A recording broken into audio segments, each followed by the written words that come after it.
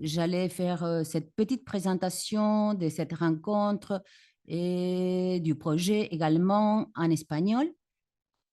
Et ensuite, quand je vais parler directement à Monsieur Marion, je vais le faire directement en français. Je pense que pour une question presque de grammaire, au fond, et parce que c'est une commodité pour notre échange quotidien avec lui. Je le fais toujours en français, donc je le ferai aussi en français. Merci beaucoup à vous tous et toutes d'être ici avec nous. Merci beaucoup à Monsieur Carlos Ruta.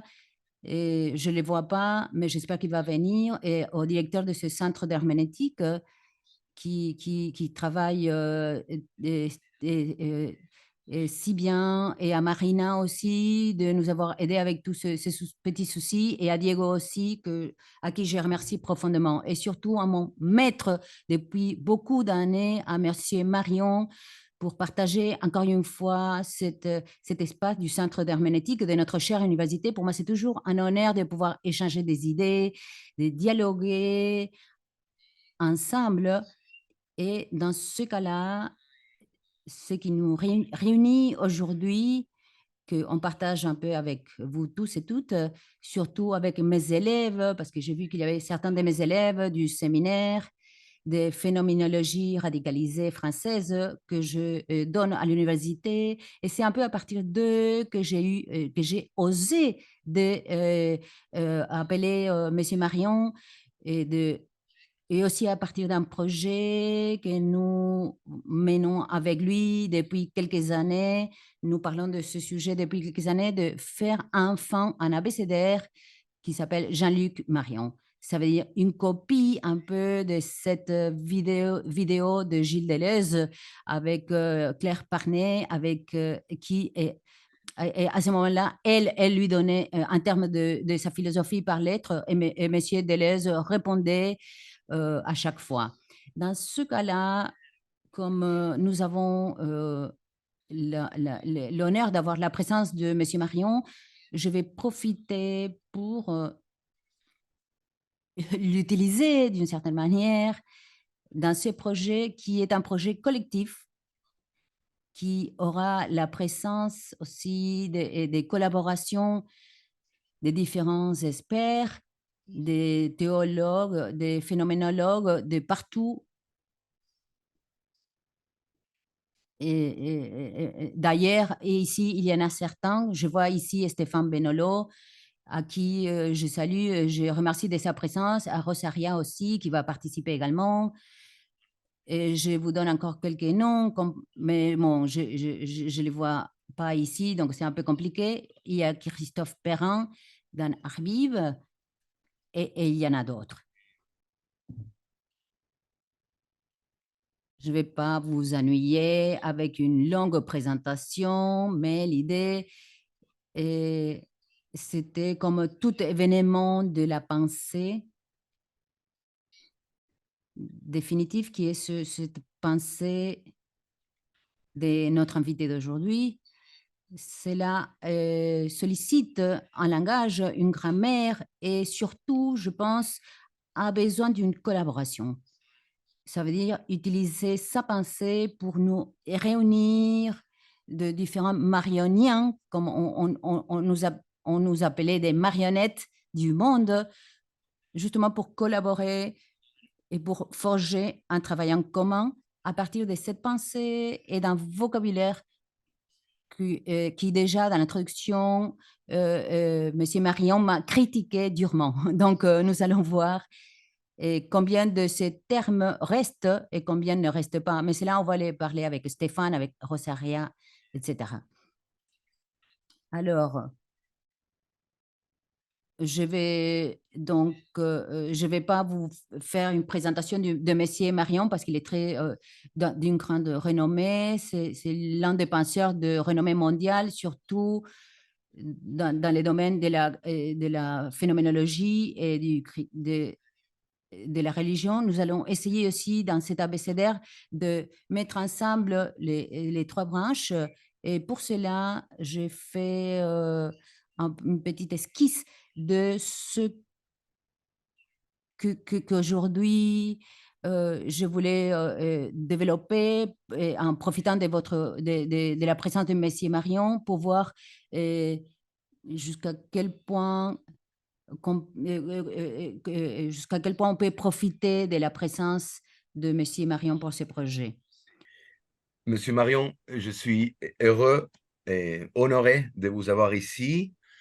Je voulais commencer ce dialogue avec la lettre M, parce que je crois et je vois dans le terme métaphysique un possible début de pensée, pas seulement pour la philosophie, mais aussi pour votre philosophie à vous, même si c'est pas la lettre A, c'est peut-être un bon début pour commencer à discuter, à dialoguer, à converser. Et, qu'est-ce que c'est la métaphysique pour la pensée de Jean-Luc Marion? Le dernier livre que j'ai publié, La métaphysique et après, est la réponse.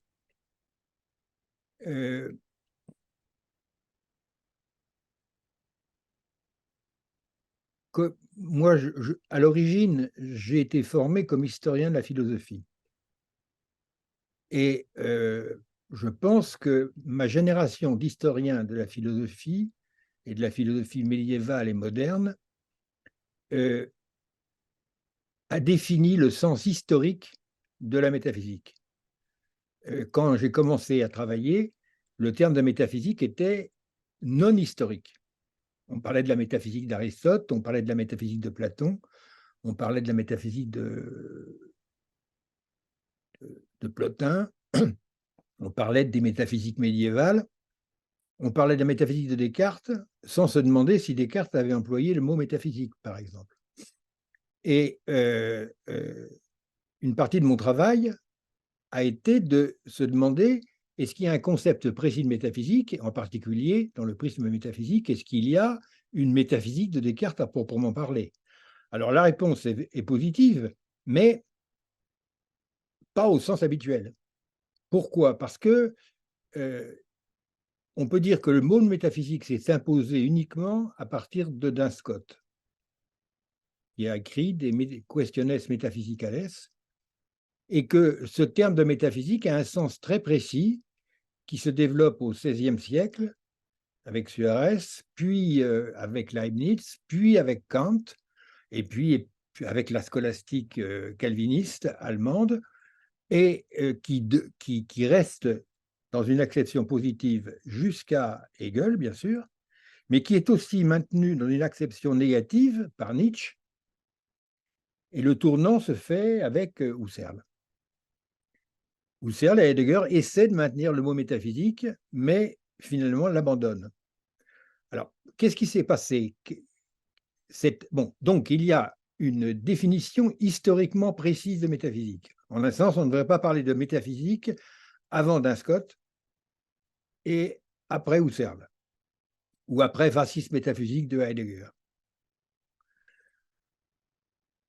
Est-ce qu'on peut, en un mot, définir la métaphysique? Oui. La métaphysique est une science de l'étant, et non pas de l'être, comme Heidegger a montré, qui est une science de l'étant à partir de principes a priori. C'est une science a priori de l'étant. Il y a des principes d'identité, principes de causalité, principes de non-contradiction, a priori. Il y a des concepts a priori de l'entendement, et c'est à l'intérieur de ce cadre que l'on étudie les différents types d'étangs, et qu'on définit aussi les étangs régionaux pour des sciences particulières. La phénoménologie est au contraire un nouveau commencement de la philosophie avec une philosophie a posteriori. Et le principe de tous les principes de Kant, de Husserl, tout ce qui se donne dans l'intuition doit être reçu pour ce qu'il se donne. Le principe de Heidegger dans Sein und Zeit, paragraphe 7, il faut laisser ce qui se montre à partir de soi-même se montrer à partir de soi-même. Donc, il n'y a pas d'a priori en phénoménologie. Et ça correspond un peu à l'opposition que faisait Schelling, le dernier Schelling, entre la philosophie négative, c'est-à-dire a priori, et la philosophie positive à partir d'un positum, c'est-à-dire a posteriori. Donc, pour moi, la métaphysique, ce n'est pas la réponse, c'est la question. Peut-on penser philosophiquement de manière non métaphysique? Alors ici, il faut voir aussi une autre décision que je crois devoir prendre, c'est de refuser que la fin de la métaphysique, remarquablement thématisée par Heidegger, soit aussi la fin de la philosophie. La philosophie commence sans la métaphysique. On peut dire que jusqu'à saint Thomas d'Aquin, la métaphysique n'a pas de lieu, de droit d'exister en philosophie, du moins de droit majeur. Et après Vasis métaphysique et les différentes versions de Vasis métaphysique, la métaphysique elle-même n'est plus le nom propre de la philosophie. Donc le problème, c'est de savoir s'il y a une philosophie non métaphysique. Ma réponse, c'est oui, c'est la phénoménologie, à condition que ce soit une phénoménologie révisée. Phénoménologie du donné, de la donation. Donc c'est ça le grand enjeu. Oui, absolument. Et en fait, vous savez, le deuxième terme que j'avais choisi, ça ouvre parfaitement, ça rentre exactement avec la fin dont vous venez de conclure, que c'est justement la lettre P comme phénomène. Ben oui, parce que toute la question de, si vous voulez, le mot phénomène est un mot ancien, grec. C'est un mot qui, dans la métaphysique, est repris, avec un sens négatif d'ailleurs, puisque le phénomène est considéré comme relevant de l'imagination et donc n'est pas un objet scientifique. Kant donne une définition du phénomène, c'est-à-dire la synthèse faite par l'imagination de l'intuition et du concept, et le phénomène est réglé par le concept, c'est-à-dire par les conditions a priori de l'expérience. Je propose de comprendre la phrase célèbre de Kant. Les conditions de possibilité de l'expérience, c'est-à-dire le cadre a priori de l'expérience, sont aussi les conditions de possibilité des objets de l'expérience. C'est très juste. Mais cette thèse ne vaut que pour des objets. C'est-à-dire les phénomènes ne sont pas tous soumis aux conditions de possibilité de l'expérience. Il y a des phénomènes qui, en un sens, débordent, contredisent les conditions de possibilité de l'expérience. C'est des phénomènes qui ne sont pas des objets. Alors, il faut réviser la notion de phénomène pour qu'il y ait un sens non métaphysique du phénomène. Alors, il y a des phénomènes qui ont un sens métaphysique, ce sont les objets. Il y a des phénomènes qui ont un sens non métaphysique, une validité non métaphysique, ce sont ce que j'appelle les phénomènes saturés. Donc, il faut bien comprendre que quand on dit phénoménologie, ça ne suffit pas. Parce que si on s'en tient à la première phénoménologie de Husserl, c'est une phénoménologie des phénomènes comme objets. Erscheinung signifie Gegenstand. Or, il y a, Husserl lui-même le reconnaîtra, Heidegger bien entendu, il y a des phénomènes qui ne sont absolument pas des Gegenstände. Et ce sont ce que j'appelle, moi, que j'ai essayé de thématiser nettement en parlant de phénomènes saturés, c'est-à-dire des phénomènes où le surcroît de l'intuition par rapport au concept fait qu'ils ne sont plus soumis aux conditions a priori de l'expérience. Donc, évidemment, il y a une opposition phénoménologie-métaphysique si et seulement si, on a une définition précise de la métaphysique. Alors, c'est celle que j'essaie de donner, et qu'on ne prend pas métaphysique au sens les grandes questions, les Grenzfragen, etc. Non, la métaphysique, ça a une date de naissance et une date de mort. Et deuxièmement, si par phénomène, on dit très clairement que tous les phénomènes ne sont pas des objets. Voilà. Et donc, le dépassement de la métaphysique suppose aussi une modification de la définition du phénomène. Et donc de la phénoménologie, car la phénoménologie n'a pas toujours été non métaphysique. Kant, Husserl, à la fin des méditations cartésiennes, dit encore que la phénoménologie, la sienne, va reprendre le programme de la métaphysique. Évidemment, ce n'est pas vrai. Il ne le fera pas, heureusement. De la même manière, Heidegger a essayé pendant très longtemps de garder le mot métaphysique. Et c'est l'intérêt de la conférence Fascisme métaphysique, c'est qu'il y a la conférence, la postface et puis la préface, et à la fin de la préface, le dernier texte de 49, il n'y a plus de métaphysique. Absolument. Et je pensais, pendant que vous parliez, qu'il y a des termes, il y a un terme fondamental qui a fait, je pense, dans votre carrière philosophique ou le développement de votre pensée, un principe, une discussion de principes qui vous a mis au chef, disons, de la pensée à ce moment-là, qui était justement un principe qui redéfinissait la phénoménologie, qui est les principes autant de réduction, autant de donation. Donc je pensais, pourquoi pas, vu qu'on est dans la phénoménologie encore, parler, utiliser ou converser la lettre R comme réduction. Alors, une première remarque, il y a une tendance dans l'histoire de la phénoménologie, qui fait quand même maintenant un siècle, hein, plus d'un siècle, à dire que il n'y a plus besoin de faire des réductions. Alors, Ricoeur a dit ça, Merleau-Ponty l'a dit aussi, mon ami Claude Romano le dit aussi, bon,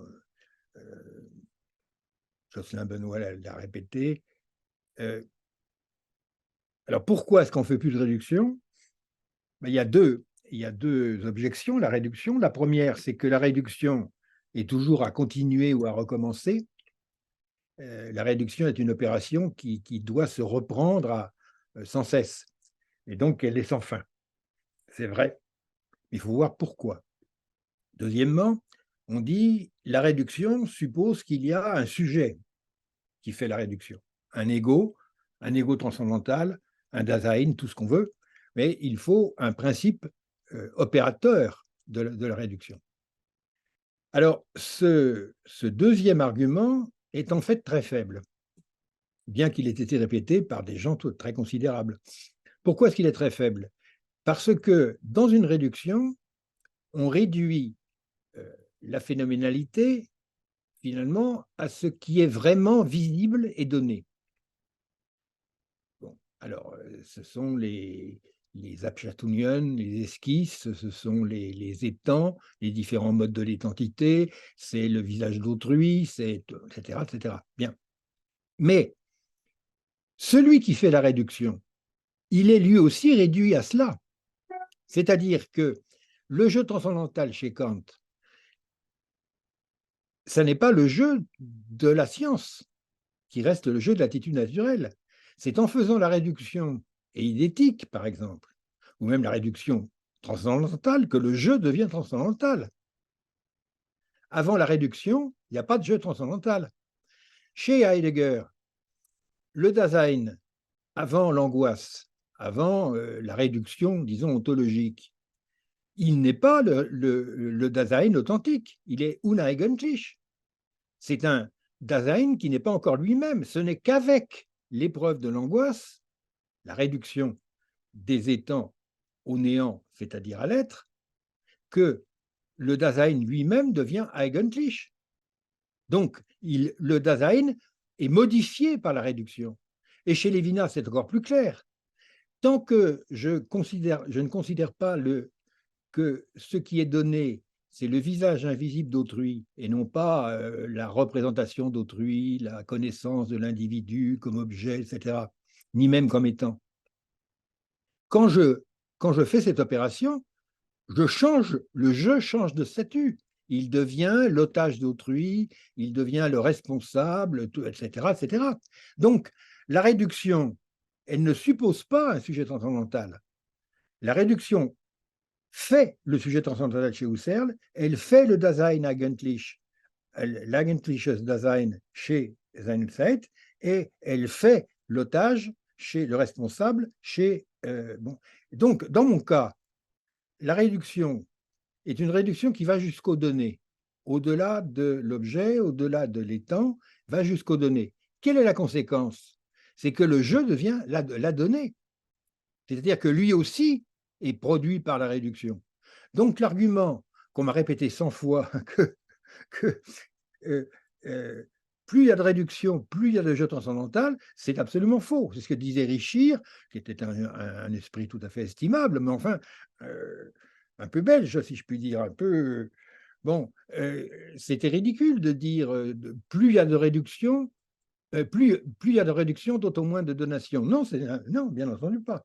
Donc, ça c'est le premier argument. Et le deuxième argument, que la réduction étant sans cesse à refaire, et donc toujours inaccomplie, bien sûr qu'elle est toujours inaccomplie, parce que les phénomènes demandent des réductions de plus en plus radicales. Entre un phénomène qui est donné, un phénomène du monde qui est donné, par rapport auquel je suis un adonné, comme ceux que, par exemple, le romancier décrit dans un roman romantique d'amour. Bon, il est bien clair qu'il y a un sujet qui est fait par le donné, à savoir celle qu'il aime ou celui qu'elle aime. Bien.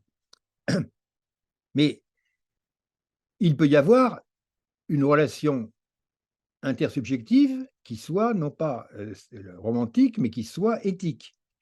Mais il peut y avoir aussi un cas, c'est le cas dans la théologie du Nouveau Testament et de l'Ancien Testament, quand le Christ parle, c'est un donné et je suis un adonné. Mais dans ce cas-là, être un adonné suppose la conversion, etc., suppose une attitude profondément religieuse.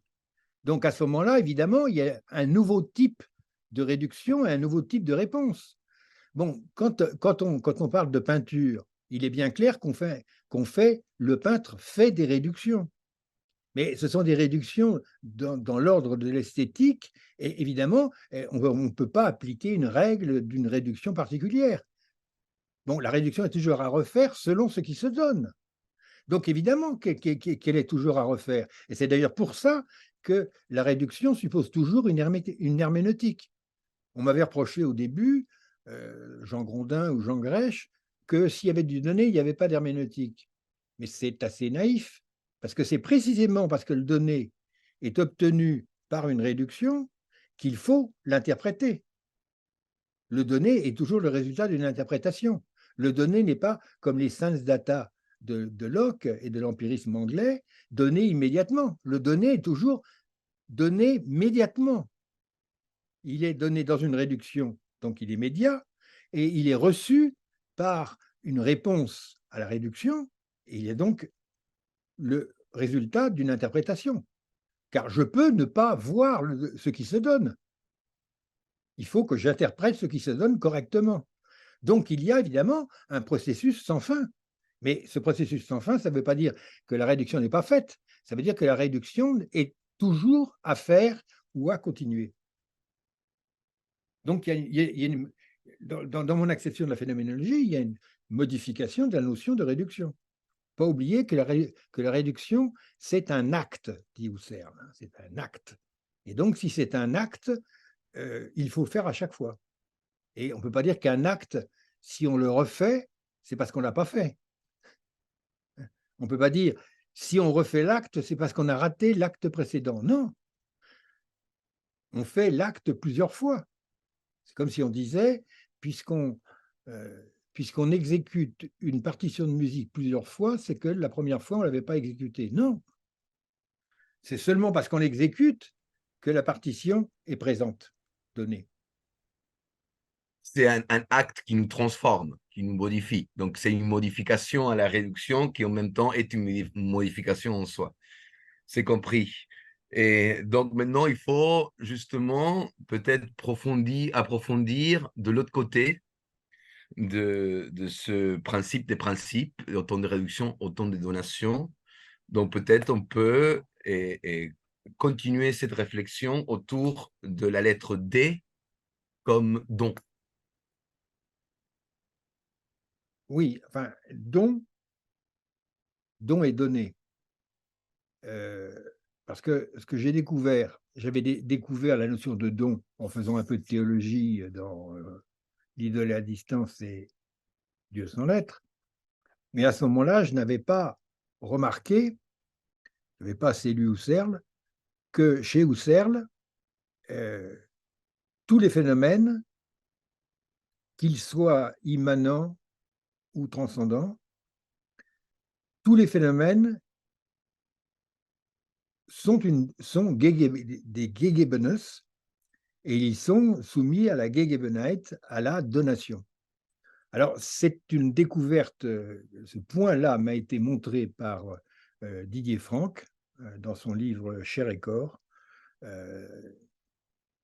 Alors lui, il trouvait plutôt une difficulté pour Husserl, mais moi, j'ai vu ça. Et j'ai remarqué le développement de la Gegebenheit, que ce développement intervenait dans le texte même qui commençait à faire la théorie de la réduction, c'est-à-dire l'idée de phénoménologie de 1907. Capital, les deux vont ensemble. Alors, je me suis demandé quel rapport y a-t-il entre le don, en général, et la Gegebenheit chez Husserl. Et j'ai le souvenir d'un exposé que je faisais, je crois que c'était au Centre Sèvres, chez les Jésuites à Paris. Et Ricoeur était là. Et il m'a dit, alors je parlais du don et de la donation. Et il m'a dit, vous ne pourrez jamais connecter le don, au sens de l'essai sur le don de Marcel Mauss, et la Gegebenheit. Ce n'est pas possible. Objection sérieuse. Bon, j'ai travaillé, je pense que dans Datoke, enfin dans étant donné, j'ai montré qu'on pouvait les connecter, à condition de critiquer Marcel Mauss. Puisque pour Marcel Mauss, en fait, dans Marcel Mauss, malgré ce que dit Enaf et quelques autres, le don est toujours un contre-don pris dans l'échange. Donc, ce n'est pas un don. Mais c'était un peu la discussion aussi avec Derrida, dans sa critique du don, très intelligente d'ailleurs, dans sa réfutation de Marcel Mauss, il arrivait quand même à dire que le don ne peut s'accomplir que s'il est impossible. C'est ça son objection. Belle objection. Sauf que le fait que ce soit impossible n'apparaît qu'à la métaphysique, que dans la métaphysique. Et donc, si on le pense hors métaphysique, l'impossible devient possible. Donc, il faut évidemment arriver à conjoindre le don, qui habituellement est une catégorie économique, sociologique, de l'échange. Il faut réviser la notion de don, c'est-à-dire le don sans la réciprocité.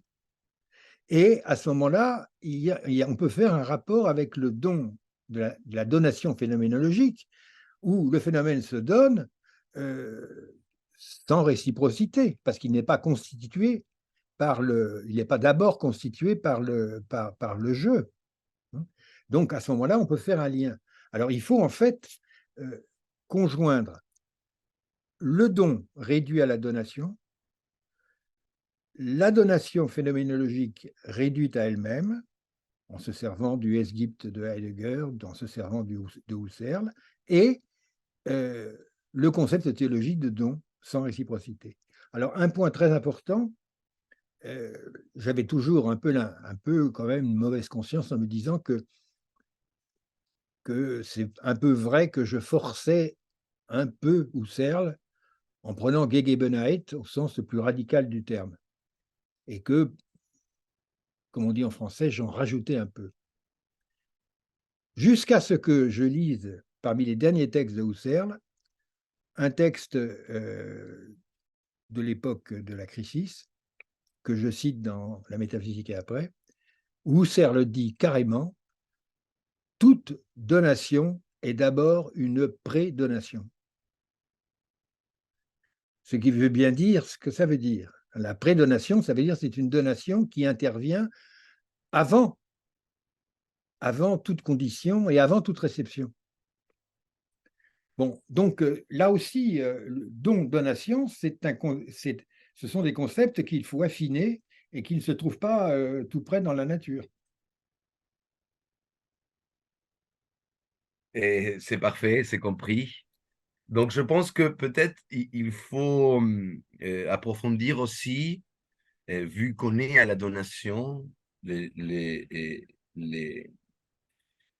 il y a certains, vous avez introduit le problème de certains phénomènes qui se donnent, qui apparaissent, mais qui contredisent les paramètres structurels de mon expérience, les paramètres de fabrication d'objets, de fabrication de concepts.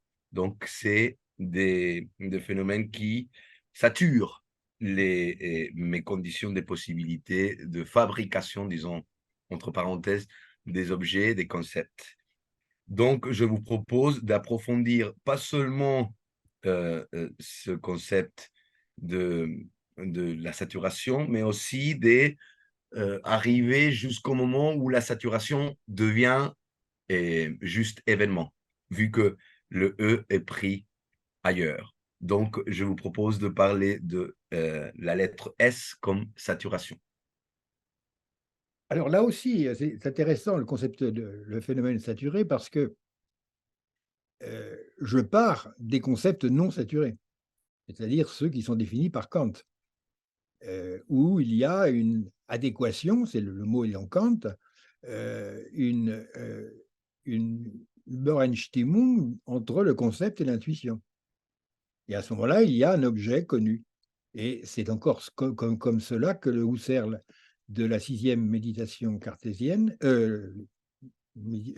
recherche logique, au paragraphe 39, définit ce qu'il appelle l'évidence, c'est-à-dire le moment où le concept, la signification que nous avons avant que le phénomène n'intervienne, se trouve entièrement confirmé par l'intuition. Mais évidemment, il y a une troisième possibilité qui n'est envisagée ni par Kant, enfin si par Kant, mais et pas par le premier Husserl, qui est l'excès d'intuition sur le concept. C'est ce que j'appelle un phénomène saturé, c'est-à-dire un phénomène pour lequel il n'y a pas de concept adéquat, ou plutôt, il y a plusieurs concepts qui sont d'ailleurs peut-être pas compatibles et qui sont requis pour une herméneutique de ce phénomène. Alors Kant, qui était quand même génial, a bien vu ce cas-là, mais c'est pour la troisième critique, c'est le jugement de Beau, où il a cette forme admirable. Qu'est-ce que le beau? C'est ce qui plaît universellement. Or, l'universel, c'est le concept. Ce qui plaît universellement sans concept. Donc, il avait bien vu qu'il y avait, le sublime aussi, qu'il y avait des phénomènes qui n'étaient pas objectivables parce qu'ils débordaient tout concept.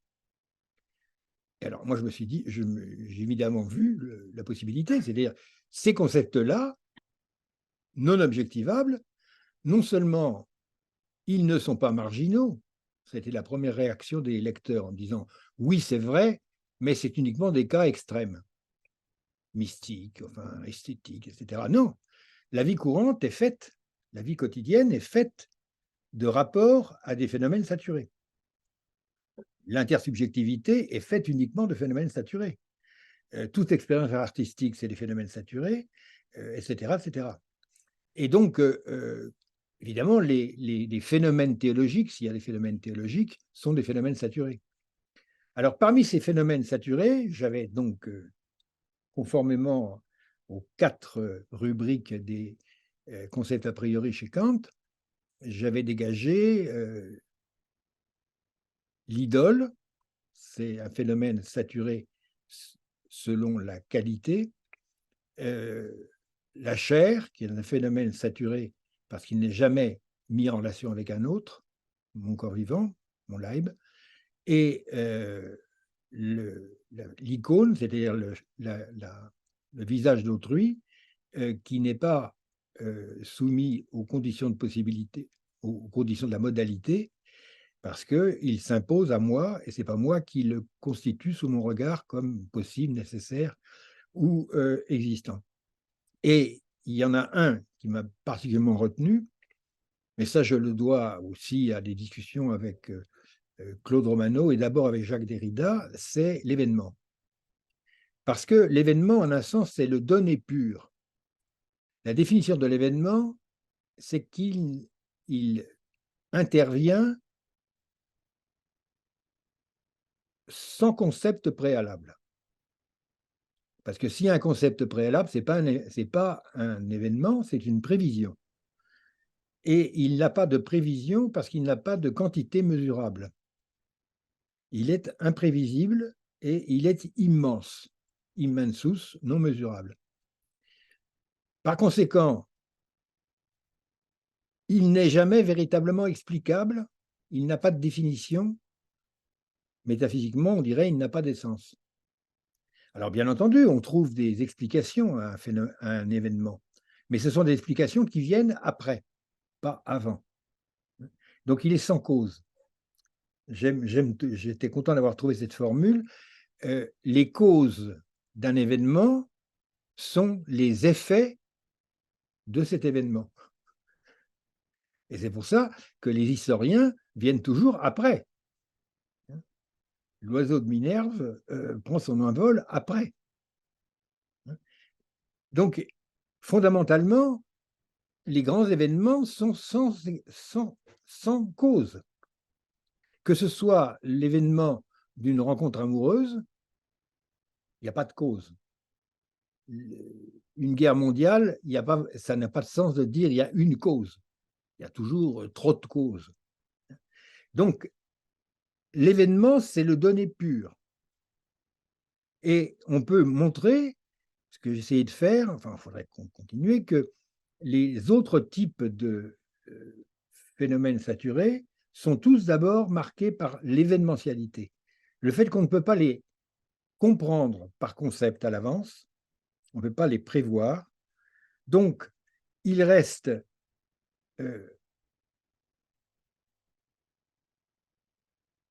non productibles et non reproductibles.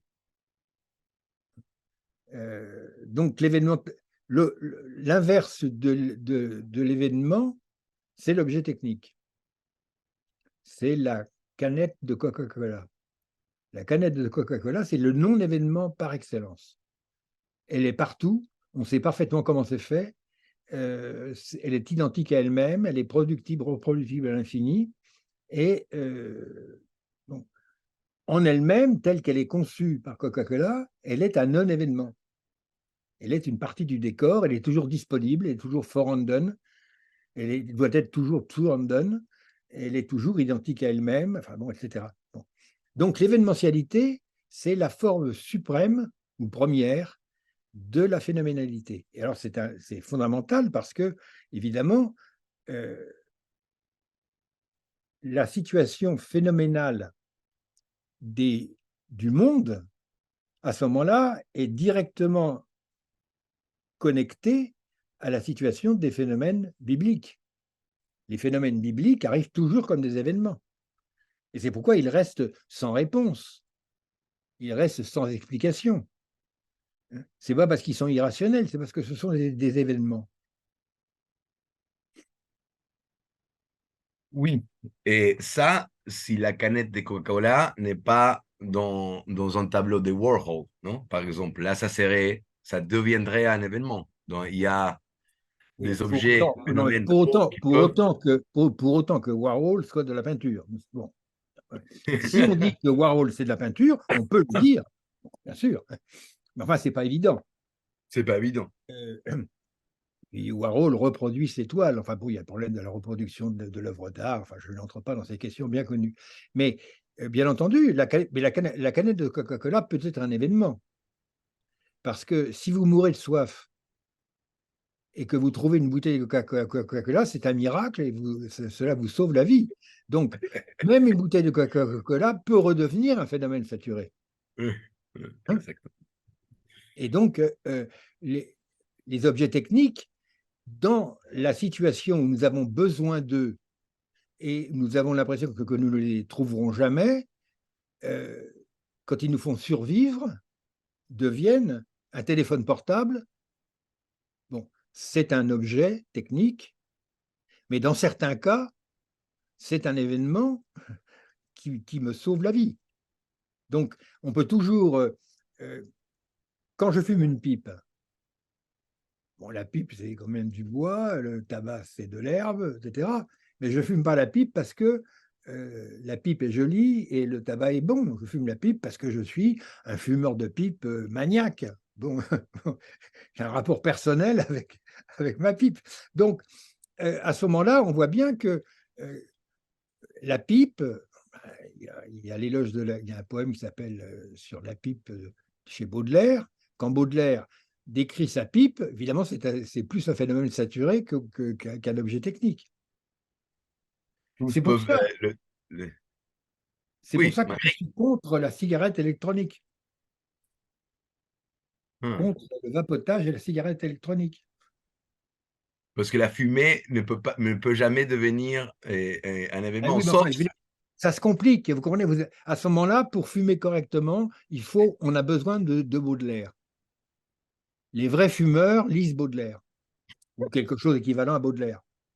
Si vous fumez sans lire Baudelaire, vous ne fumez pas. il y a un événement qui est un phénomène saturé parce que c'est une rencontre, parce que c'est un phénomène fondamental dans la vie de tous, parce que ce phénomène donne du sens à notre existence. Je voudrais parler du phénomène érotique, donc la lettre E comme érotique, l'amour.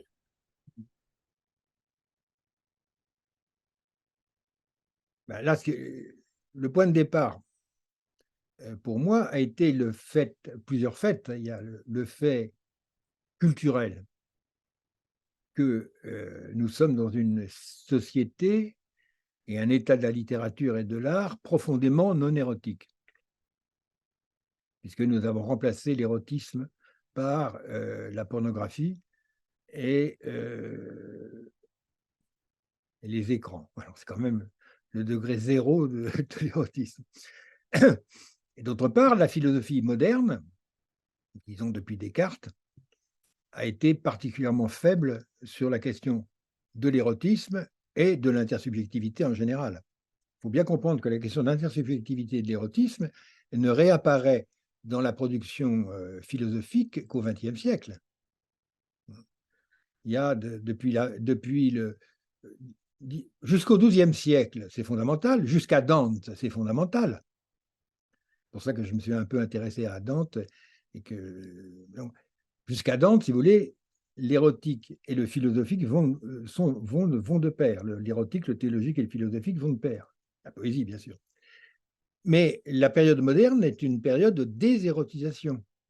Le processus de désérotisation, c'est le XVIIIe siècle, qui est le siècle égrillard, licencieux, c'est-à-dire déjà parfaitement non érotique. Nietzsche le disait. Nietzsche est très fort. Bon, vous savez bien. Donc, l'absence de l'érotique, c'est mon point de départ. Pourquoi? Parce que l'érotisme est pris en vue à partir de l'échange. Spontanément, le phénomène érotique, pour nous, c'est pour ça qu'il est un problème, repose sur la réciprocité. Or, comme le donnait, le phénomène érotique commence quand on réduit la réciprocité, qu'on n'attend pas d'être aimé pour aimer. La définition de l'amant, de l'ego amance, c'est qu'il aime sans être aimé. Et c'est ça qui fait sa force, c'est ça qui fait une différence. Il met de l'amour, vrai ou faux, durable ou non durable, ça c'est autre chose, mais il met de la situation érotique là où il n'y en a pas. Et c'est pour ça qu'il séduit. Il séduit parce que d'un seul coup, une femme peut avoir l'impression d'être aimée. Alors, ça lui fait quand même un drôle d'effet, j'en comprends. Et cette situation de non-réciprocité est évidemment le début du phénomène érotique. Alors à partir de là, on peut développer la logique du phénomène érotique. Mais on obtient aussi beaucoup de choses, c'est-à-dire que la relation érotique n'est pas nécessairement sexualisée. Et parfois, elle est d'autant plus érotique qu'elle n'est pas sexualisée. Dante, par exemple, évidemment. Et puis toute la littérature courtoise du Moyen Âge. Alors, l'idée moderne qu'il n'y a d'érotisme que sexualisé, c'est une régression dans la barbarie et l'inculture désastreuse. Enfin, vraiment, c'est nul, absolument nul.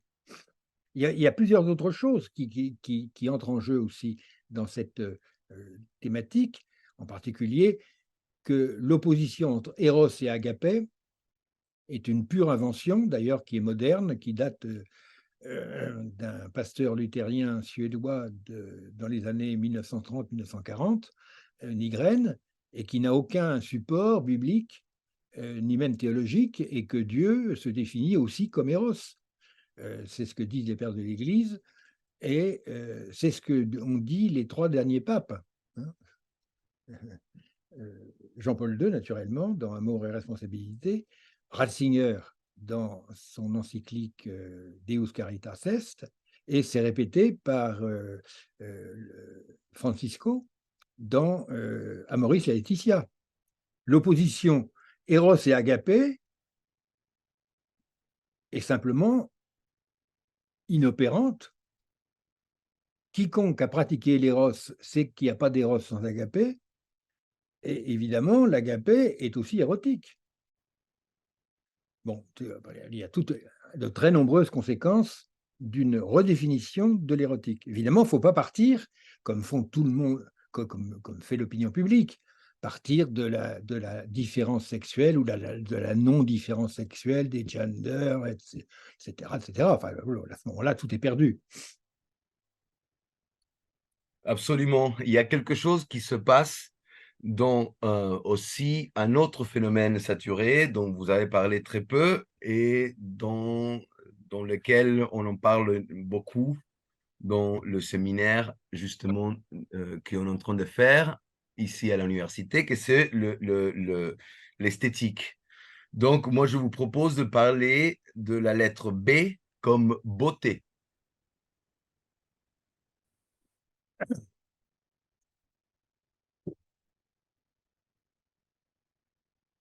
La beauté, on ne sait pas ce que c'est. Hein. La beauté, on ne sait pas ce que c'est. Je ne connais pas de définition de la beauté. On peut donner des définitions de la beauté par l'harmonie, l'équilibre, la mesure. En fait, il n'y a pas de définition de la beauté. Et pour une raison, je pense, fondamentale, c'est qu'il n'y a pas de concept du beau. Et Kant a raison. Quand il y a le beau, il n'y a pas le concept. Donc, il n'y a pas de concept du beau. C'est embêtant, mais c'est comme ça. Je crois que c'est un point commun avec la vie. En philosophie, les philosophes parlent relativement peu de la vie et quand ils en parlent beaucoup, ils n'en donnent de toute façon jamais une définition. Peut-être parce qu'il n'y a pas de définition de la vie. Alors,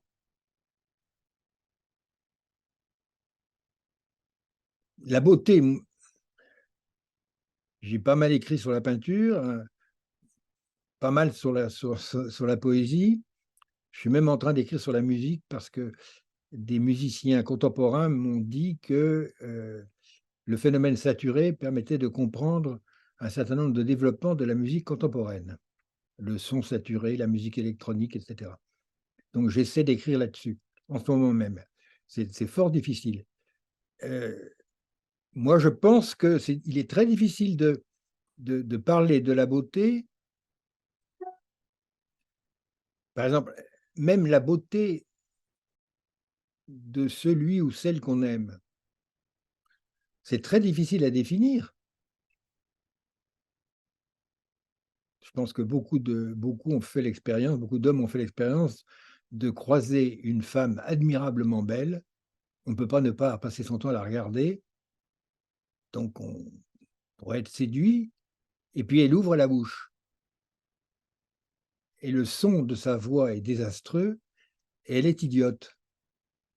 Et elle disparaît. Et il peut y avoir l'inverse. Une femme qui n'a pas l'air fantastique à voir, sitôt qu'elle parle. Donc, même dans le phénomène érotique, le terme de beauté est extrêmement. Je pense que la beauté, c'est un nom qui relève du phénomène saturé. Et c'est pour ça d'ailleurs qu'on peut parler de la beauté parler de la beauté de choses inanimées, on peut parler de la beauté de Dieu, on peut parler de la beauté de la laideur, parce que la laideur peut être belle. Et c'est pour ça qu'il y a même le problème classique, est-ce qu'il y a de la beauté de l'œuvre d'art du mal? Non seulement du laid, mais du mal. Bon, c'est une question qui a été abordée très souvent. Je n'ai pas de réponse là-dessus. Mais on admettrait déjà une définition non esthétique de la beauté, au sens où les femmes se font opérer en chirurgie esthétique pour augmenter leur beauté. On obtient des résultats monstrueux. Eh bien, il faut cesser de prendre la beauté, de s'imaginer que nous savons ce que c'est que la beauté, que nous avons un concept de la beauté ou des canons de la beauté, comme on dit. Quand il y a un canon de la beauté, on réduit la beauté à une quantification mathématique, comme faisaient les Grecs d'ailleurs. Non, la beauté est décisive parce qu'elle est sans concept. Alors c'est décevant comme réponse, je sais bien. C'est un début.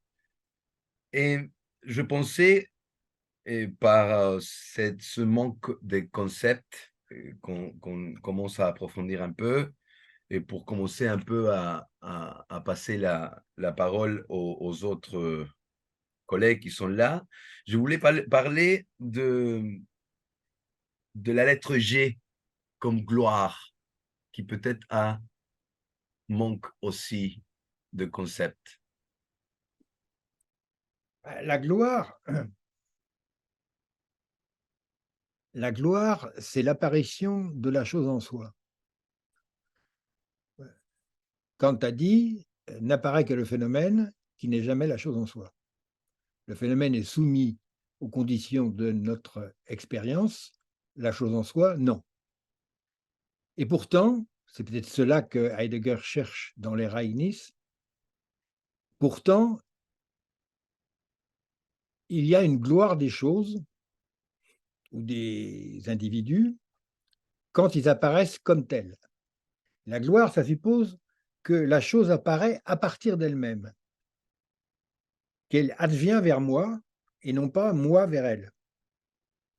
Donc c'est pourquoi la gloire, c'est une des déterminations des rois, c'est une détermination érotique, c'est peut-être le vrai nom de la jouissance sexuelle, et c'est la gloire, c'est la caractéristique de la présence de Dieu, c'est-à-dire une présence inconditionnée, sans réserve, et qui vient avec sa propre initiative. Pour ça que ce qu'on traduit par gloire en hébreu, c'est la kavod, ça veut dire la pesanteur de la chose elle-même. On a une formule en français vulgaire qui consiste en... Il y a des gens qui ont une grande présence. Et quand ils arrivent, ils sont là et ils sont un peu là. C'est-à-dire ils pèsent. Quand le leader Maximo arrive, tout s'arrête et c'est lui qui si je puis dire, qui aspire toute la présence. Ça, c'est la gloire. La gloire, c'est le maximum de la présence. C'est la présence qui vient de la chose même. Et c'est pourquoi Dieu se manifeste toujours en gloire. Alors les rois, les princes, les présidents essaient d'avoir de la gloire autour d'eux, mais ils sont obligés d'organiser leur gloire. Donc, ce n'est pas de la vraie gloire. Et c'est pour ça que nous avons beaucoup de mal à respecter le pouvoir politique aujourd'hui, parce que nous savons que la gloire du pouvoir politique est en fait construite. Or, le propre de la gloire, c'est qu'elle n'est pas construite. Ça correspond à l'auctoritas des latins. Je comprends et ça me fait penser, et peut-être pour une avant-dernière, qu'on avait discuté au début, avant de commencer la rencontre avec tout le monde, c'est de penser la lettre A comme appel. Est-ce que c'est important pour votre philosophie, l'appel?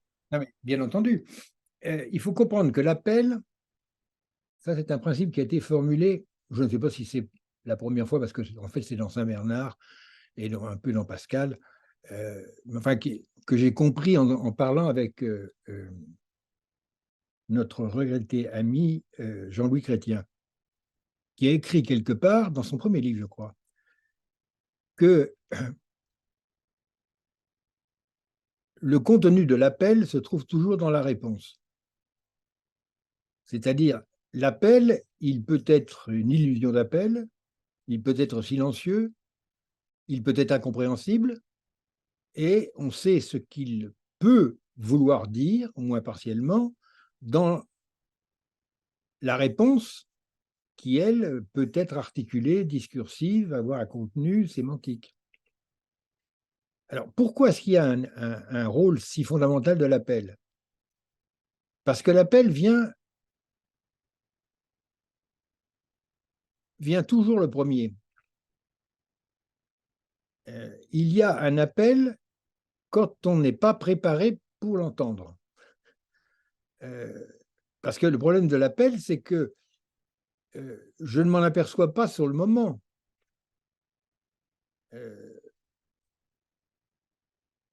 Si on dit mon nom, on crie mon nom dans la rue, je ne sais pas si j'ai bien entendu, je ne sais pas si c'est à moi qu'on s'adresse, je ne sais pas ce que ça veut dire. Est-ce que ça veut dire qu'on m'a reconnu quand même bien? Est-ce que ça veut dire qu'on va m'assassiner en criant Allah Akbar? Est-ce que ça veut dire que je vais passer sous une voiture et qu'on veut m'avertir? Enfin, ça n'a... Bon. Donc l'appel est toujours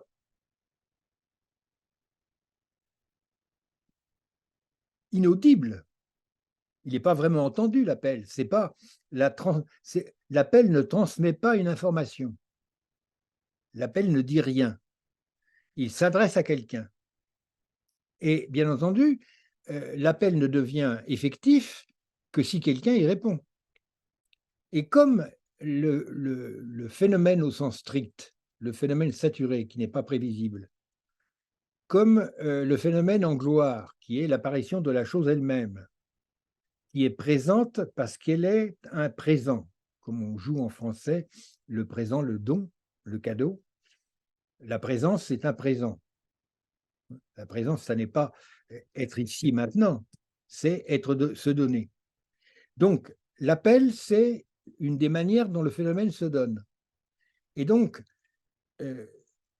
ma première parole sera toujours une deuxième parole. Elle sera toujours une réponse. La première parole est une deuxième parole. C'est le point fondamental. Il n'y a pas de...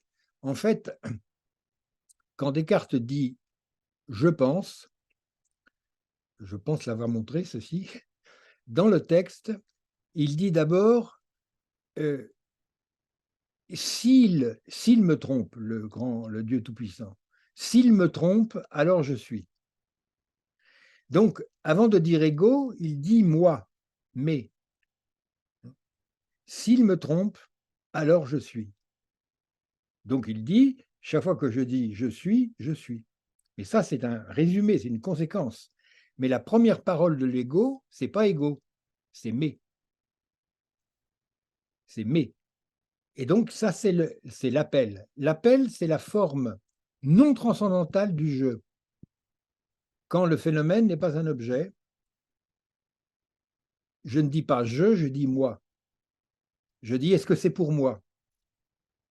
Comme dans le tableau du Caravage à Saint-Louis des Français, où le Christ fait un appel, un geste qui est d'ailleurs reproduit par Saint Pierre, et il y a un personnage en face dans le groupe, un seul, qui fait ça, qui se montre lui-même en disant, on voit, il est en train de dire, c'est à moi que vous parlez.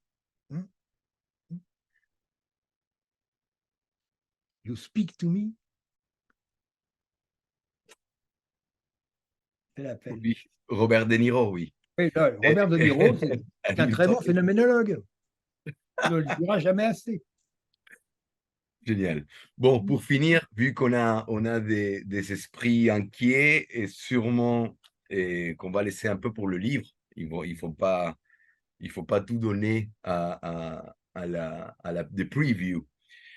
Et avec Fabrice qui est là, Calice de Salis, quand on faisait la liste, on a toujours des problèmes en français à trouver Y, X, Z, non?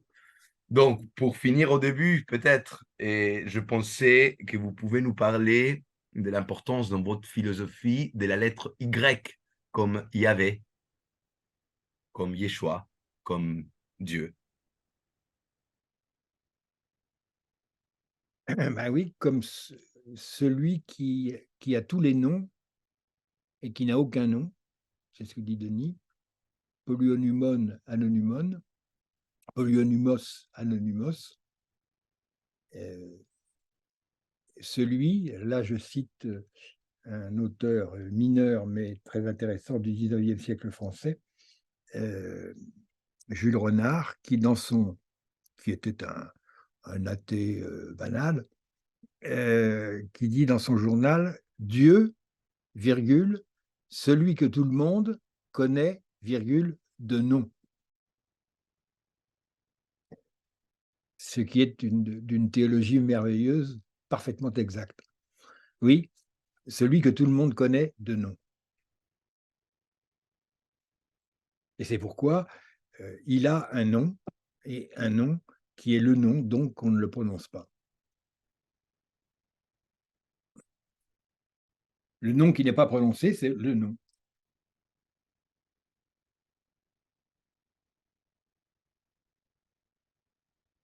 Bah, très bien, merci énormément. Je passe la parole à tous qui sont là et qui sûrement veulent poser des questions sur le vocabulaire, sur le abécédaire, mais on a pour 40 minutes le maître là, et allez-y, je vous écoute, on vous écoute. Stéphane. Oui, bonjour, monsieur Marion, et merci beaucoup aussi, Santiago, pour cette rencontre organisée. J'aurais une toute petite question à vous poser sur une lettre de laquelle a déjà parlé Santiago. Mais il me semble qu'il y a dans votre philosophie un concept qui n'est pas un concept, qui n'est pas un grand concept technique de l'histoire de la philosophie, et qui pourtant me semble à la fois intéressant et extrêmement productif, qui est le concept qu'on pourrait mettre sous la lettre B de banalité. Oui. Avec cette idée, au fond, qu'il y a une espèce de passage constant entre les objets et les phénomènes saturés. Et alors, est-ce que tout peut devenir un phénomène saturé? C'est une excellente question et elle est centrale. Parce que, comme je l'indiquais, quand j'ai commencé à parler de phénomènes saturés, beaucoup de gens m'ont dit peut-être dans certains cas exceptionnels. Et tout de suite, j'ai pensé à la banalité du phénomène saturé. Puisque le phénomène saturé demande une herméneutique. Il doit être interprété. Il est d'autant plus interprété qu'il n'a pas de concept adéquat qui fixerait sa signification de manière univoque. Donc, il faut l'interpréter pour arriver à comprendre à quelle pluralité, quel complexe de concepts il répond. Et donc, on peut transformer la canette de Coca-Cola en phénomène saturé. Si on boit une canette de Coca-Cola miraculeusement au milieu d'un désert. Mais Heidegger avait déjà, quand il dit que le phénomène technique n'apparaît que quand il tombe en panne. C'est uniquement quand il ne marche pas qu'on commence à s'intéresser à lui. Parce qu'on n'a pas le concept, pas le mode d'emploi, comme tout à l'heure quand on voulait régler la caméra de mon ordinateur, nous avons regardé dans des tas de rubriques pour trouver le bon bouton pour arriver à que ça marche. À ce moment-là, l'ordinateur qui normalement marche toujours, et donc est un objet, devient un phénomène saturé parce qu'il ne marche pas. Donc, il y a une banalité du phénomène saturé qui dépend de notre rapport à lui. C'est-à-dire, est-ce que nous pouvons faire de ce phénomène un objet, dans ce cas-là, hein, ou est-ce que nous devons renoncer à en faire un objet? Alors, on peut dire que notre vie véritable se passe entre des phénomènes saturés. C'est-à-dire, comment dire, les gens qui sont bibliophiles ne s'intéressent pas à ce qu'il y a dans le livre, mais s'intéressent à la reliure, à la date de publication, etc., ou aux dédicaces qui sont sur la page de titre. Bon, ils font un phénomène saturé avec un objet. Ils ont tort, mais on peut. Il est bien clair que quand on boit du vin, on peut boire du vin parce qu'on a soif, mais quelqu'un qui aime le vin lui trouve des propriétés très compliquées. Quand on parle de vin, on emploie des mots qui n'ont aucun sens, puisqu'on dit que ça a un goût de fruits rouge, que ça a des tas de propriétés qui évidemment sont purement métaphoriques, parce qu'on n'a pas de concept. À ce moment-là, quand vous buvez un grand vin, vous vous mettez à parler de ce vin comme d'un phénomène saturé. Et quand quelqu'un est amoureux et dit qu'il a rencontré quelqu'un d'extraordinaire, bon, tous les autres qui connaissent cette personne ne la trouvent pas extraordinaire du tout. Mais lui, on a fait un phénomène saturé. Bon, et c'est évidemment ce passage, cette transition de l'objet au phénomène saturé est permanente dans les deux sens. Quelle est la différence entre un croyant et un athée? Ce n'est pas du tout les informations à propos de Dieu, ils ont exactement les mêmes. Je dirais, ce n'est même pas l'expérience psychologique qu'ils ont. Le croyant n'a pas plus d'expérience psychologique la plupart du temps que l'athée. C'est le fait que pour l'un, c'est une question réglée, il a un concept minimum et ça lui suffit pour ne pas croire en Dieu, et l'autre a un concept indéfiniment renouvelé, et c'est ça qui fait qu'il est attaché à Dieu. Donc, en fait, tout peut passer du phénomène saturé à l'objet, et réciproquement. Alors, la banalité, c'est ça. En français, ce qu'on appelait la banalité, un four banal, un champ banal, une pâture banale, c'est un endroit où tout le monde pouvait emmener ses animaux manger de l'herbe. Le four banal, c'est un four où tout le monde peut venir cuire son pain. Donc, banal, c'est offert à tout le monde. Donc, il y a une banalité fondamentale du phénomène, du phénomène entre saturation et objectivité. Vous avez raison, c'est une question fondamentale. Jaime. Gracias.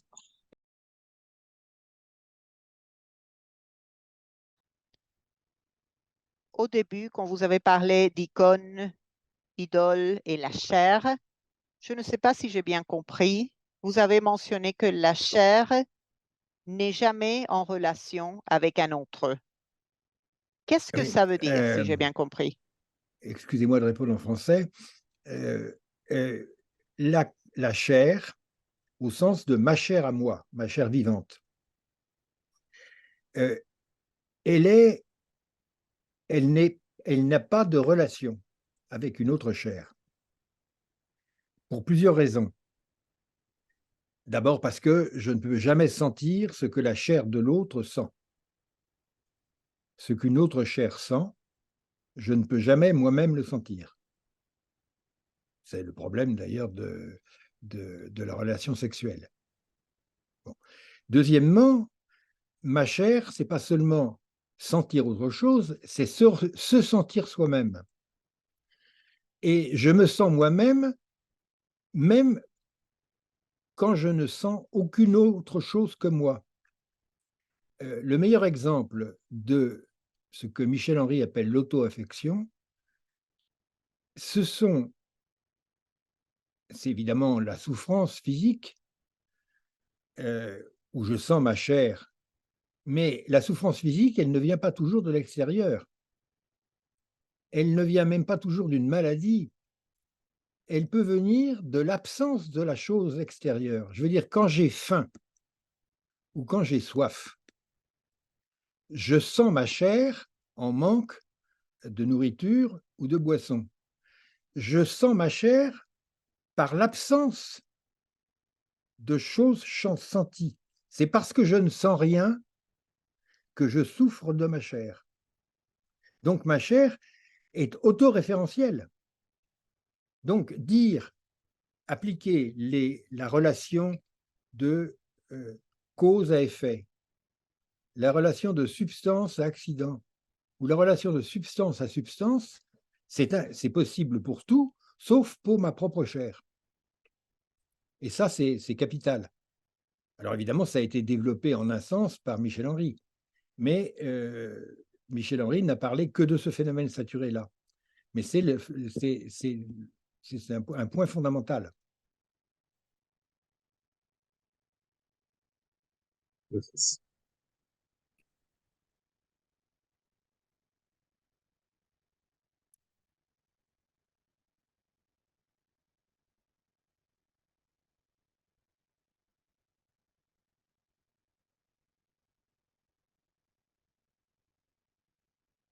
Le silence peut être un phénomène saturé aussi.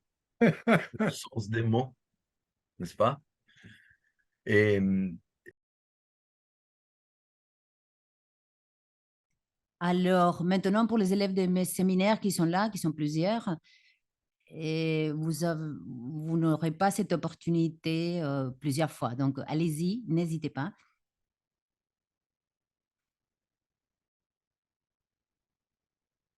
je lis ça, il y a une question dans le chat de René Aramajo.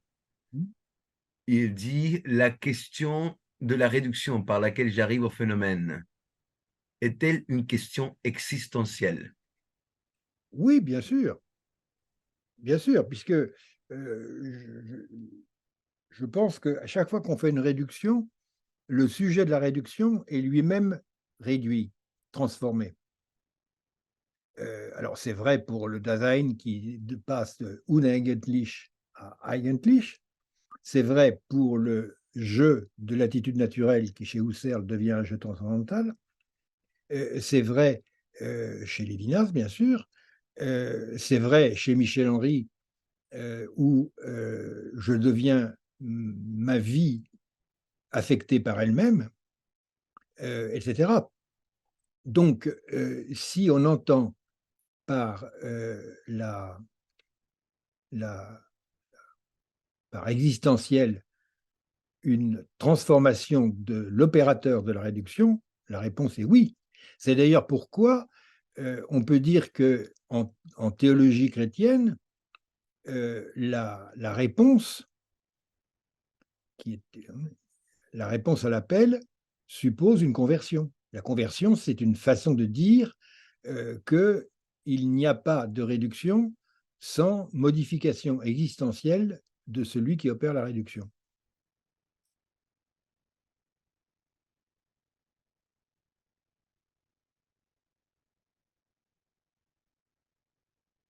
Il y a une question, je pense qu'il est un peu timide, et dans le chat aussi. Je présente, c'est un de mes étudiants, il fait une thèse sur vous. Il s'appelle José Mariano Iturbe, il fait une thèse en Mexique. Et moi, je co-dirige la thèse. Et sa thèse est, je pense qu'il est timide, c'est pour ça qu'il ne part pas. Et peut-être c'est des trucs techniques, c'est qu'il a des dysfonctionnements du système de renvoi technique. Lui, il fait justement une thèse sur l'érotique et l'éthique, ce qu'il appelle l'éthique érotique dans votre travail. Sa question est, l'éthique est-elle comment on dit, est-elle surpassée par l'érotique? Superada. Bah, c'est une question, elle, là, très juste, hein. Et ça a été l'objet de longues discussions avec Emmanuel Levinas. Parce qu'au départ, dans Totalité infinie, l'éthique n'est pas érotique. La dernière partie de Totalité infinie, au-delà du visage, porte sur l'éros, qui justement n'est pas éthique.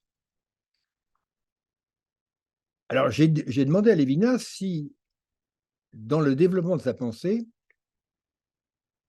parce que la difficulté de l'éthique, même chez Levinas, c'est qu'elle est universelle.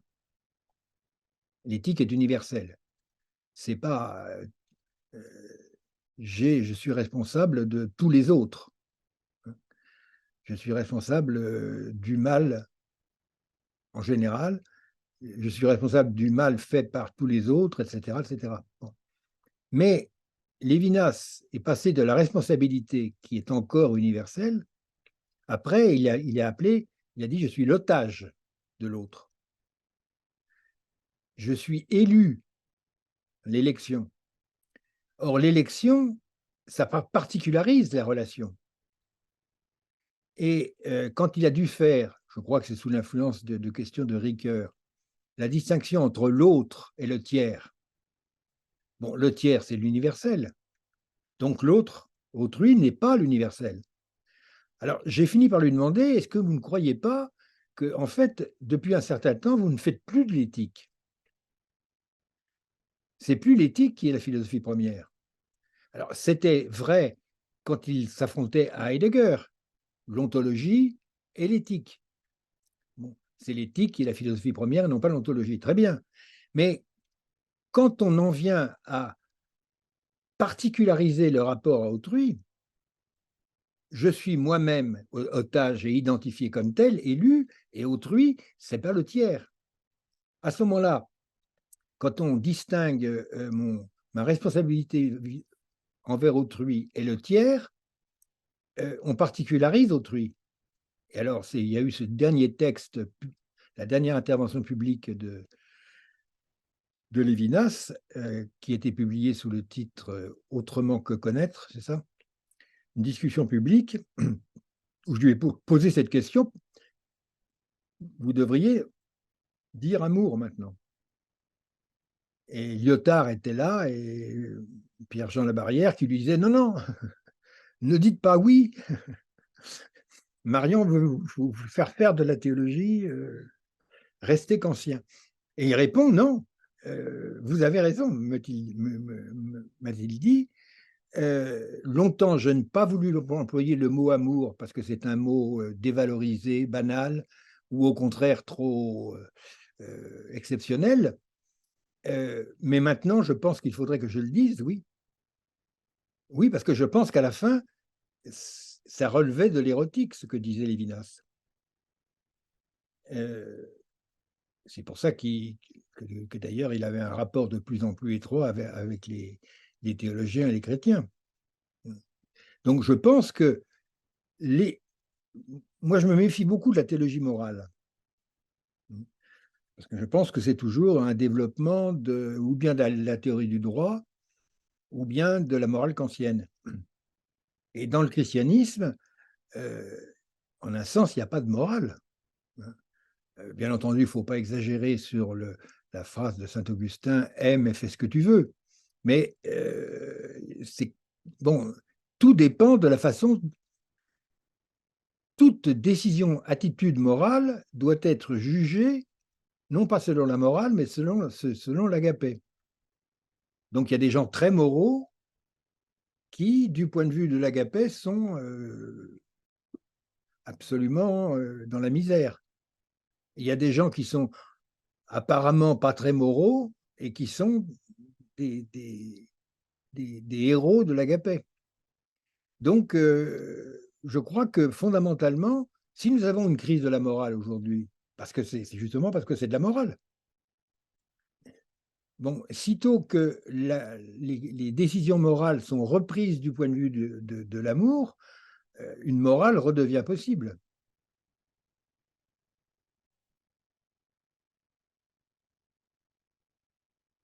Je lis, Sur ce point, je ne peux que dire du bien de l'enseignement de José Bergoglio. Jorge, Francisco, bien sûr. Tomás de Rosa de Monde, Hola. d'abord, oui, oui. Oui, Francisco. Merci, Santiago, pour cet espace et merci aussi à tous les gens de l'herméneutique et merci, professeur Marion. Très intéressant. Je suis très intéressé à connaître le rapport entre les dons, la phénoménologie du don et la différence de Redian. Pour résumer un peu la question, ma question c'est si la différence peut venir, c'est un peu violente avec la terminologie philosophique, bien sûr, mais si la différence peut venir un phénomène saturé, dans quelle façon? Il y a là, dans la différence, une absence, l'expérience d'une absence que je voudrais savoir, connaître votre opinion et s'il y a un dialogue avec votre philosophie. Merci beaucoup. La différence, vous l'écrivez comment? Avec un E ou avec un A? Ah, avec A. Avec un A. La différence de Redian, oui.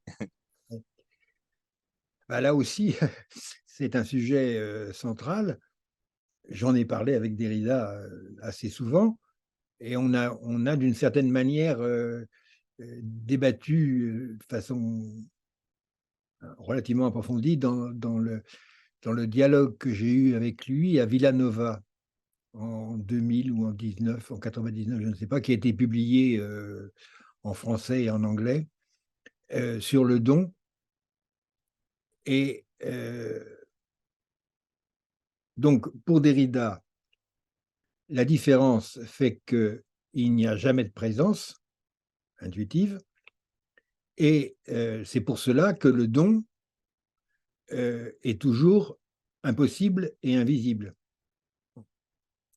Alors, en fait, c'est une position, à mes yeux, métaphysique. C'est-à-dire, s'il n'y a pas de présence,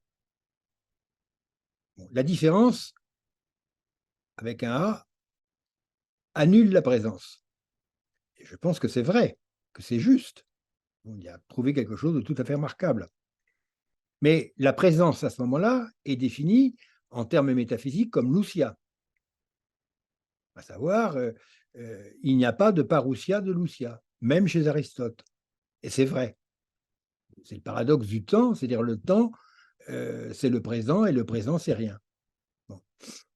Mais la question est de savoir si le présent se définit par la présence. Pour Derrida, c'est évident. En fait, il est hegelien, Derrida, en ce sens. Et moi, je répondais, le présent, au sens de la parousia, c'est un présent. au sens d'un don, a gift. Parce que le présent nous arrive. Nous ne pouvons pas posséder le présent. Le pain quotidien, la manne, il faut la consommer tout de suite. La manne, on ne peut pas faire une provision de mana dans la Bible. Bon. Eh bien, on ne peut pas faire une provision de présence. On ne peut que recevoir la présence. Et on ne peut recevoir la présence que comme un don. Et pour ça que dans la prière que Jésus, dans le Pater Noster, on dit « Donnez-nous aujourd'hui notre pain de ce jour ». Parce que Dieu ne nous donne pas le pain pour toujours. Il nous donne le pain chaque jour. Bon, eh bien, le présent, c'est comme le pain, il faut le recevoir tous les jours. Donc, on ne peut sortir de l'aporie métaphysique de la non-présence qu'en pensant la présence comme un présent et donc comme un don. Mais comme Derrida refuse ça, il me disait, il n'y a pas la présence, il n'y a pas le donné, il y a l'akora. Et l'akora, c'est le nom qu'on donne au non donné. Bon, je veux dire, l'explication, elle a duré très longtemps, c'était un long dialogue, mais pour moi essentiel parce que les choses étaient, le désaccord était tout à fait clair, nous étions tout à fait d'accord sur le désaccord. Hölderlin dit quelque part, j'ai cité ça dans l'Idole à la distance, je crois, que le temps nous est donné avec une précision miséricordieuse. Avec de la miséricorde et de la précision, le temps est donné. C'est exactement ça. Merci beaucoup. Merci. Je lis à Thomas qui vous remercie énormément. C'est un étudiant. Il voulait vous demander s'il a un sens dans l'actualité d'étudier profondément les métaphysiques classiques, comme celle de Platon, Aristote ou Saint Thomas, en tenant compte qu'il existe des aspects de la réalité que ces métaphysiques n'ont pas pu aborder correctement. Alors, il faut faire deux remarques. D'abord, il faudrait prouver que Platon, Aristote ou saint Thomas faisaient de la métaphysique, ce que je ne crois pas. Ce que je ne crois pas. Du moins, ils n'emploient pas le mot métaphysique, et comme j'ai essayé de le montrer dans le dernier chapitre de Dieu sans lettres, saint Thomas d'Aquin n'a pas d'ontothéologie. Donc, ce n'est que métaphoriquement. Alors, bien entendu, que chez ces penseurs, jusqu'à l'apparition de la métaphysique comme système, c'est-à-dire avec Duns Scotus, et avec le concept univoque des temps. C'est le concept univoque des temps qui fait la métaphysique. Bien. Je renvoie aux travaux de Courtine, d'Esposito et de beaucoup d'autres.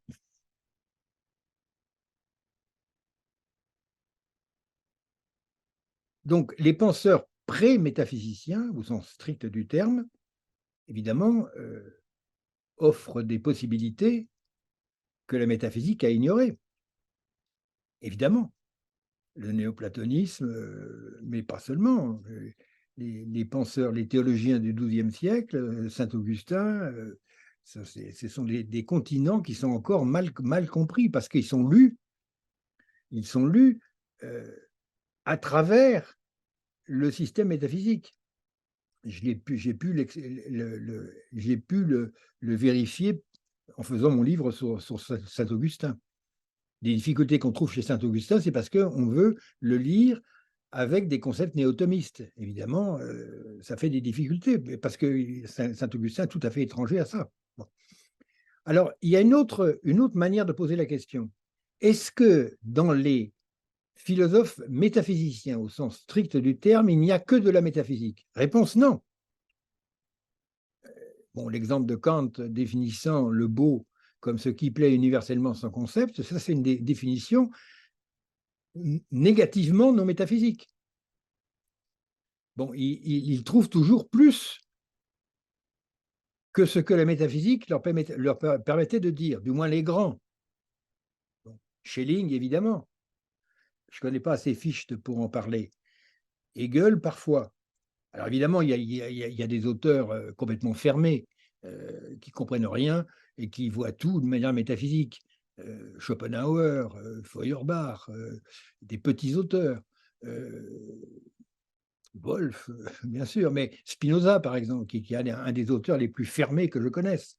Sitôt qu'il y a une bêtise à dire, il l'a dit. C'est incroyable. Je ne comprends pas comment on peut être spinoziste. Non, mais c'est vrai.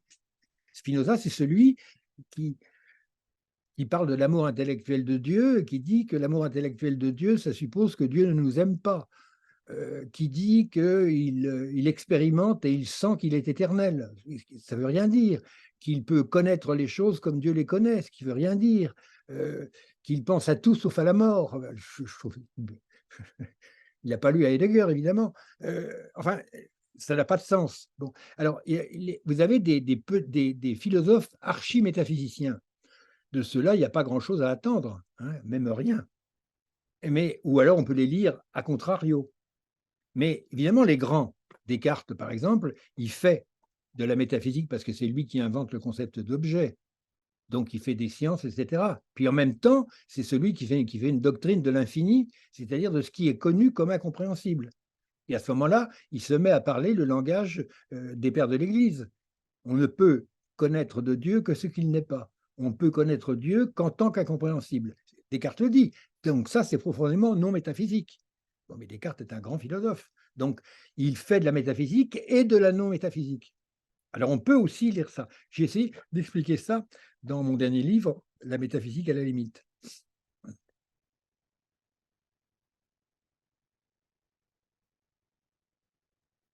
Merci beaucoup. Je lis une question de Jorge Alonso Benítez Hurtado. Ça peut être la dernière, mais il y a une autre encore. Mais on doit quitter à 17h pour les services Oui, bien sûr. de traduction. Et pour votre esprit aussi, il doit être fatigué.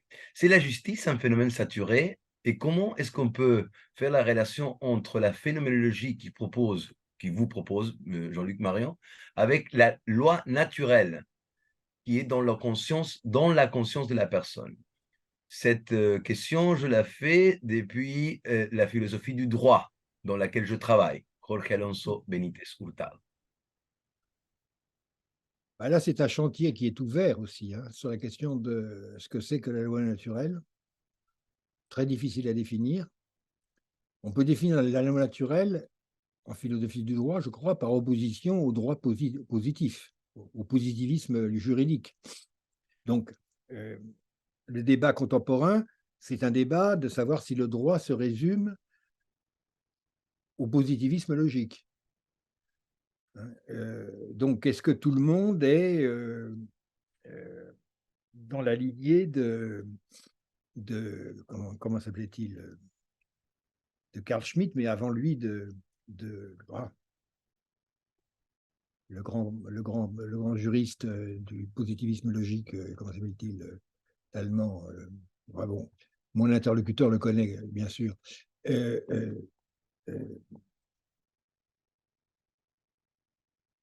Kesel, c'est ça, hein, bon. Alors, actuellement, le problème de la loi naturelle. Dussel, que en paz descanse. Dussel. Oui, bon. Le problème si vous voulez, le problème de la loi naturelle en ce moment est un problème peut-être mal posé. Ceux qui revendiquent la loi naturelle, et on comprend qu'ils aient raison en ce point, c'est parce qu'ils ne pensent pas que le droit soit purement formel et que le droit se définisse par lui-même. Donc ils disent qu'il y a des normes qui ne viennent pas du droit. Le droit est soumis à des normes qui ne sont pas elles-mêmes juridiques. Mais ce débat, si pour autant que je comprends et que je le connais, parce que je n'ai jamais fait de philosophie du droit, hein, mais j'ai des amis qui en font. Et la, la, la philosophie du droit naturel renvoie à saint Thomas et à Aristote. Alors, est-ce que c'est suffisant pour avoir une définition solide de la loi naturelle? Ça n'est pas sûr. Ça n'est pas sûr aujourd'hui. Donc, moi, je suis contre le positivisme juridique, mais pour être contre le positivisme, pour résister au positivisme juridique, si on peut, enfin, en ce moment, il règne, je ne m'appuie pas sur la loi naturelle parce que je ne sais pas exactement ce que c'est. Alors, il y a une autre possibilité en philosophie du droit, c'est la philosophie et la théologie du bien commun. La théologie du bien commun, elle a été définie remarquablement bien par quelqu'un qui n'est pas assez lu, mais qui est à nouveau édité, commenté en français, parce que c'est un français, c'est le jésuite Gaston Fessard. Dans l'actualité historique, Pax Nostra, le bien commun, etc. Bon, c'est un hegelien de formation, et il a fait une théorie du bien commun. Alors, le bien commun, c'est une réalité qui n'est pas formelle. Le bien commun, il y a différents degrés du bien commun, c'est ce que aucun bien particulier ne peut atteindre et ne peut thématiser. Par exemple, la question du climat, c'est un problème typique du bien commun. C'est-à-dire, on réagit vis-à-vis du climat parce qu'il y a un fait, une crise d'un bien qui n'est pas défini formellement. C'est un bien, si je puis dire, réel, c'est un bien matériel, si je puis dire, et qui pourtant n'est possédé et maîtrisé par aucun système juridique. Donc, le bien commun en ce sens, et c'est là que le pape Bergoglio dit des choses très intelligentes, il y a là de quoi résister avec une bonne doctrine du bien commun au positivisme logique. C'est tout ce que je peux dire. Mais il y a des gens en France qui travaillent très sérieusement là-dessus et qui sont pas tous, qui ne sont pas des thomistes d'ailleurs, c'est très intéressant, qui ne sont pas des néo-thomistes.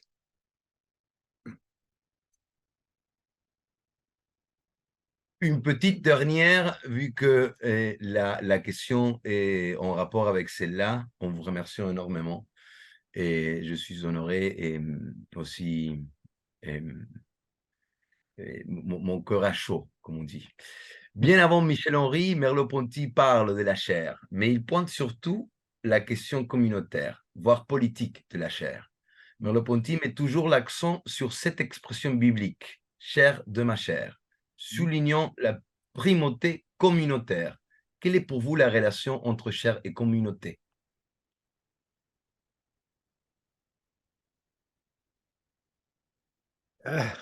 C'est difficile, parce qu'on peut dire aussi que la chair, le grand penseur de la chair, c'est pas Merleau-Ponty, c'est Michel-Henri. Et la chair, c'est ce... Il n'y a qu'une seule chair au monde, c'est la mienne. Il n'y a qu'une seule chair au monde, c'est la mienne.